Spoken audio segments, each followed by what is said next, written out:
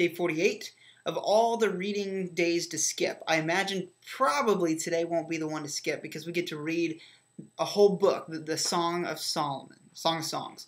But before I get there, I don't want to miss the chunk of today's reading too, which was Ecclesiastes. Talked about it yesterday's video. Incredible story. I mean, it's the end of Solomon's years. He's going through talking about how he had all this stuff and money and intelligence, wisdom, all these things, more than, things that we work for and aspire for our whole lives. He had it, and it was all meaningless. He said, without God, it is absolutely all meaningless. And so it's a cool refocus and just to read through that and see his struggle and kind of coming back to God in the end was good stuff. But then we move into this widely discussed and debated book of Song of Solomon. It's God's love letter in a sense, talking about relationships, talking about love and sex. See, this is Solomon's earlier years versus Ecclesiastes' older years. He's got this girl, the Shulamite woman. He calls her his beloved, and he is her lover, and all these beautiful stories and paragraphs within these 8 chapters. As you're reading it, I want to challenge you, if you haven't read it yet and you're married, I challenge you to read it with your spouse. I think it's really a great book to read together. There's lots of studies done on it. There's books written about it, some good material to go along with it. I would encourage you to go with that.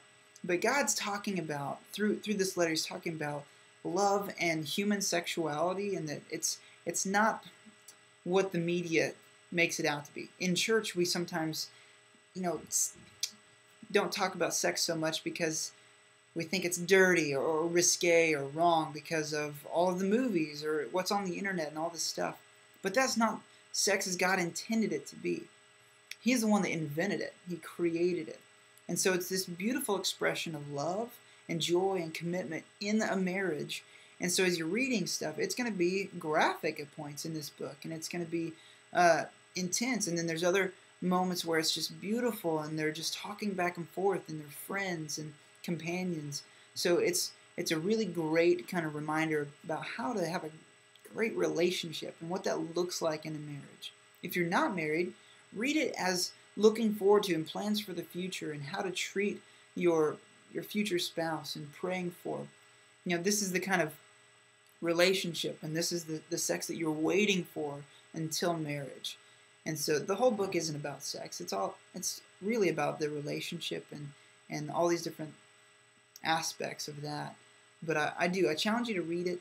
Think about what God intended this marriage to look like, and it's just a really great read. I want you to think about it, take the time to really spend some time on it, and dig in.